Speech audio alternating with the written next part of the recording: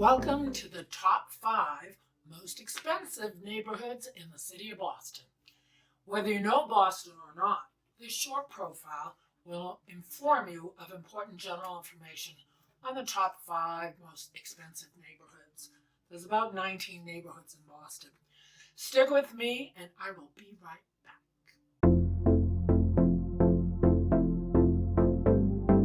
Number 5, the South End. Beyond music, home buyers eyeing the South End will find a neighborhood known for its art scene and vibrant LGBT community. With roots going back to the 1940s, when single-unit apartments provided housing for unmarried men and unmarried women. LGBT community grew over the years, bringing arts, bars, and an annual parade to this colorful neighborhood. Restaurants such as the Beehive offer music, a bar, and a restaurant on multi-levels, and Wally's Cafe, a hole in the wall since 1947. So if you'd like to live in the South End, the prices range from $500,000 to $600,000 for a one-bedroom, up to multi-million-dollar townhouses with 2 units. Think vertical living, historic homes. It's red brick, a lot of red brick, very walkable neighborhoods, corner coffee shops, corner grocery stores. It's a really walkable, great location for living in the city of Boston. Number 4, Fenway Kenmore. Home to Fenway Park. The area is named for the Fenway, which is a road along the Muddy River. The Muddy River flows from Jamaica Pond, and it connects through the Emerald Necklace into a couple of other ponds into the Charles River. It's a park-like ring around Boston designed by Frederick Law Olmsted in the 1800s. Student hangouts and restaurants are popular in Kenmore Square and Lansdowne Street next to Fenway Park. It can be very rowdy during Red Sox games, and it's also home to the very famous institutions like the Museum of Fine Arts and the Isabel Stewart Gardner Museum. Very beautiful art museums. The rambling Back Bay Fens Park has a rose garden, community vegetable gardens, and walking trails.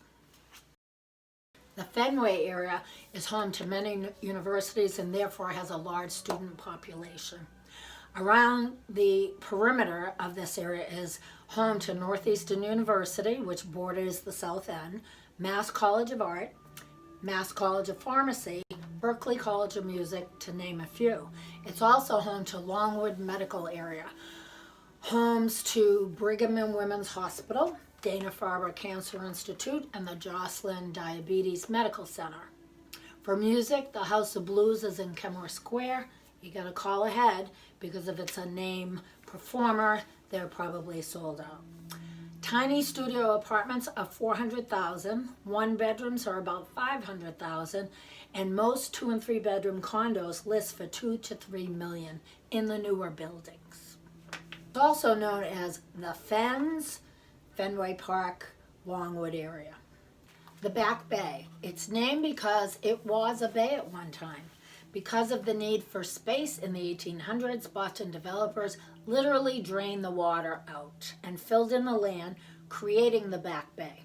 They built neat row houses of brick and wide streets with cross streets alphabetized. Very different layout than the winding streets of downtown. So Beacon Hill and the North End, you'll see that the roads are very narrow. They're kind of like cow paths. So these homes are the most well-preserved Victorian-era row houses in America. This is the Back Bay. Studios go for about $435,000 and up to $10 million for a penthouse with skylights and Charles River views. Remember, this is vertical living, and buildings do not always have elevators. So you might buy a row house and it's 4 stories, skinny, windows front and back, and you go upstairs. In the Back Bay, There's a famous skyline condo building, which is ultra modern. It's only been around for a few years. It's called One Dalton. It's 61 stories, the third tallest building in Boston. Part is the Four Seasons Hotel and the restaurant Zuma. Then there's 160 condos starting at 2.5 million. The other interesting building next to the Prudential Tower, which was built in the 60s, is 111 Huntington Ave. It is a glass stick, part of the Prudential complex. It's also nicknamed R2D2 building because in the skyline it looks like the Star Wars robots on the top. It's all office space. Number 2, the Seaport District. Wasn't even developed 20 years ago. It was just a lot of potholed streets and some fishing places. Development started about 10 years ago. It's southeast of downtown and connected to South Boston. The land has been developed into the Boston Convention Center, the World Trade Center, residential condos, as well as shopping, restaurants, the Boston Tea Party Museum, the Institute for Contemporary Art, Rockland Trust Bank Pavilion, that's for large contemporary music performances.